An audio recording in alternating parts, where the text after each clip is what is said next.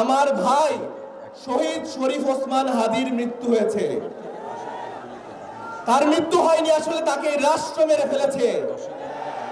আপনারা কি তার বিচার পেয়েছেন? আপনারা কি তার বিচার পেয়েছেন? আমরা এখনো বিচার পাইনি। আমাদের রক্ত এখনো শুকায়নি, কিন্তু আমাদের ভাইকে নানাভাবে মুছে ফেলা হচ্ছে।